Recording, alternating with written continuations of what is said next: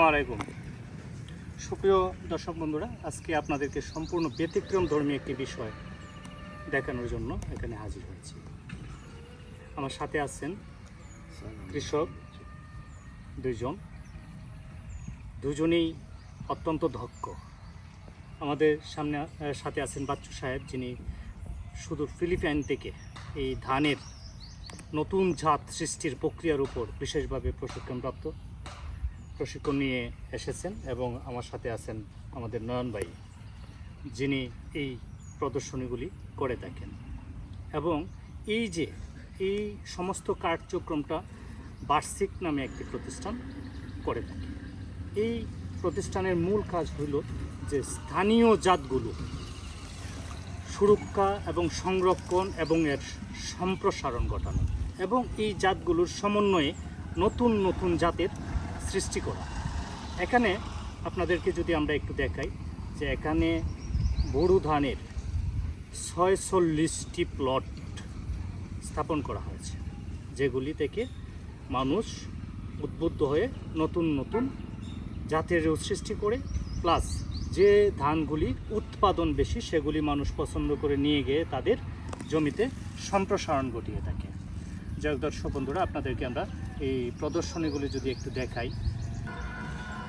এই প্রতিষ্ঠানটি বা এই এলাকার এই কৃষকরা যারা এটার সাথে সম্পৃক্ত, তারা আউশ ধানের 22টি জাত, আমনের 435টি জাত, বোরো 62টি জাত এবং ব্রিডিং তারা যে নতুন জাতগুলি সৃষ্টি করেছেন এরকম 16টি, মোট 535টি জাত নিয়ে তারা গবেষণা কাজটি করে থাকে, এবং এই 535টি জাত তাদের কাছে সংরক্ষিত আছে।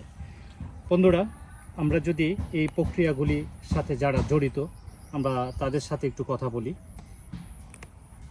আমি আমাদের বাচ্চু ভাই, যিনি ফিলিপাইন থেকে প্রশিক্ষণপ্রাপ্ত, ওনাকে যদি জিজ্ঞেস করি, আপনি এই যে ধানের উপর কোত্থেকে প্রশিক্ষণটা গ্রহণ করেছেন যে পরাগায়নের জন্য, নতুন জাত সৃষ্টি করার জন্য? আমি ফিলিপাইন 2005 সালে আমি ফিলিপাইন থেকে এটা প্রশিক্ষণটা করে আসছি।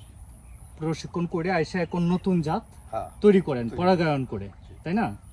আর আমাদের যে স্থানীয় জাতগুলি সেগুলি সংরক্ষণ করেন, এবং আবার নতুন নতুন আমরা যদি দেখাই, আসলে এক একটা ধান এক একটা প্লট এক এক রকম। আমাদের সাথে যিনি এই প্লটে সার্বক্ষণিক তদারকি করেন, নয়ন সাহেব, না? আপনি কি কতটা জাতি কেন করছেন প্লট? আমি বুড়োর মধ্যে করছিল 46টা বুড়ো জাতের করছেন, না? যাই হোক বন্ধুরা, আমরা এই 535টি জাতের যে ওনারা সংরক্ষণ করেছেন সেই সংরক্ষণাগারে আমরা নিয়ে যাব, এবং আমরা সেই প্রতিষ্ঠানের যারা কর্তা ব্যক্তি আছেন তাদের সাথে ওই বিষয়ে কথা বলবো। আমরা এখন চলে যাব আমাদের সংরক্ষণাগারে। তবেই ওনারা ওই জাতগুলিকে সংরক্ষণ করেন বীজের জন্য। এখানে প্রায় 535টি জাতের আউশ, আমন, বোরো এবং ব্রিডিং জাত মিলিয়ে 535টি জাতের বীজ সংরক্ষণে রেখেছেন, যেগুলি প্রতি মৌসুমি প্রদর্শনী প্লট আকারে স্থাপন করে আবার এই বীজগুলিকে জীবিত রাখার জন্য ব্যবস্থা করেন। আমরা ওনাদের অফিসে চলে যাচ্ছি। বার্ষিক Bangladesh resource centre for indigenous knowledge, যে প্রতিষ্ঠানটি জার্মানি, কানাডা, জাপান সহ আরও কিছু ক্ষুদ্র দেশের সমন্বয়ে অর্থায়নে পরিচালিত হয়ে থাকে। আমাদের সাথে আছেন আজকে আমাদের এই বার্ষিকের আঞ্চলিক সমন্বয়কারী জনাব ওয়াহিদুজ্জামান। বার্ষিকের মূল কাজগুলি হলো ফসল সহ প্রাণী উদ্ভিদের স্থানীয় জাত সুরক্ষা, সংরক্ষণ ও সম্প্রসারণ করা। বার্ষিকের সৌজন্যে এ পর্যন্ত এই জেলায় 109টি শতবর্ষী গাছকে শনাক্ত করে তাদের সংরক্ষণের ব্যবস্থা করা হয়েছে। লোকজ জ্ঞান ডকুমেন্ট করা ও প্রচার করা, প্রায়োগিক ও নীতি গবেষণা, কৃষক পর্যায়ে পরাগায়নের মাধ্যমে নতুন জাতের ধান সৃষ্টি করা, প্রদর্শনী প্লট স্থাপন বিভিন্ন জাতের মৌসুম ভিত্তিক, যা কৃষকদের পছন্দ মতো সম্প্রসারণ হয়ে থাকে। এছাড়াও কৃষক পর্যায়ে বা গ্রামীণ পর্যায়ে এই প্রতিষ্ঠানটি 9টি গ্রামীণ বীজঘর বা কৃষক বীজঘর নামে বীজঘর প্রতিষ্ঠান করেছেন, যেগুলি থেকে কৃষক বীজ সংগ্রহ করে প্রয়োজন মতো, তার চাহিদা মতো বা পছন্দ মতো, এবং সিজন শেষে আবার তার উৎপাদিত ফসল থেকে এইটুকু বীজ এই বীজঘরে ফেরত দিয়ে থাকে সংরক্ষণের জন্য, যা পরবর্তী মৌসুমে আবার ব্যবহার করা হয় থাকে। যাই হোক, আমরা আঞ্চলিক সমন্বয়কারী জনাব ওহিদুর রহমান সাহেবের কাছ থেকে এ পর্যায়ে এই প্রতিষ্ঠানটি সম্পর্কে সংক্ষিপ্তভাবে কিছু কথা শুনব।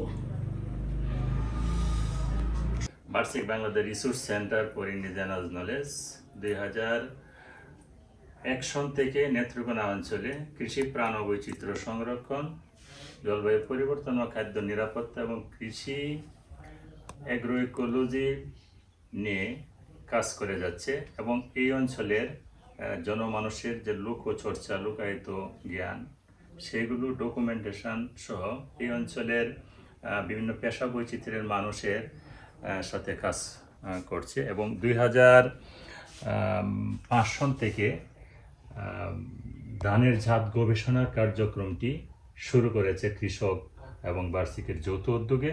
এবং এই গ্রামে প্রথম 2005 সনে তুষাইপাড়ে কৃষক সংগঠনের মাধ্যমে 5টি ধানের জাত নিয়ে কাজটি প্রায় গবেষণা কার্যক্রমটি শুরু হয় এবং সেই কাজ এখন 49টি গ্রামের কৃষকেরা তাদের নেতৃত্বে এই কার্যক্রমটি পরিচালনা করে আসছে এবং কৃষকেরা প্রতি বছরই মাঠ দিবসের মাধ্যমে তাদের জাত গবেষণার মাধ্যমে 68টি স্থানীয় জাত বাছাই করেছেন এবং এই জাতগুলো কৃষকেরা তাদের বাড়িতে, তাদের নিজ জমিতে চাষ করছেন তাদের নিজ উদ্যোগে এবং এই জাতগুলো এখন এই অঞ্চলে কৃষকের ঘরে ঘরে পাওয়া যায়।